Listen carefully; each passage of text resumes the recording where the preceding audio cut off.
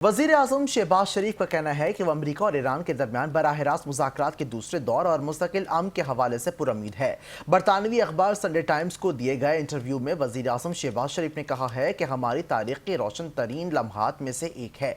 दुनिया भर में पाकिस्तान को एक ईमानदार, सालिस और ऐसे मुल्क के तौर पर तस्लीम किया जा रहा है जिस पर आलमी क़यामत के हवाले से क़यादत को मुकम्मल एतमाद है।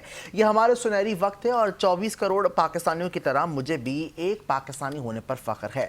वज़ीर आज़म का मज़ीद कहना था कि वो अमरीका और ईरान के दरमियान आमने सामने मुज़ाकरात के दूसरे दौर और मुस्तकिल अमन के हवाले से पुरुम्मीद हैं।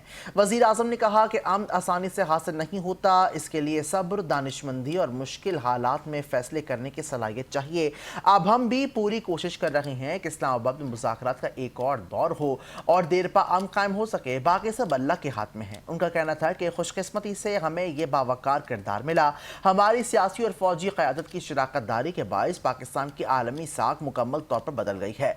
खुशकिस्मती से ईरान, अमरीका और खलीजी ममालिक सब पाकिस्तान पर एतमाद करते हैं। पाकिस्तान की जोग्राफियाई हैसियत भी इसमें अहम किरदार अदा करती है, जबकि सऊदी अरब और कतर से भी इसकी करीबी ताल्लुकात हैं। पाकिस्तान की ईरान के साथ साथ 565 मील तवील सरहद है, जबकि आबना हुर्मुज़ के करीब इसकी बंदरगाहें मौजूद हैं जो आलमी तवानाई की रसद के लिए इंतहाई अहम इलाका भी है। जंग के बाइस तेल की कीमतों में इजाफा और किल्लत पाकिस्तान की मईशत के लिए खतरा बन सकती है।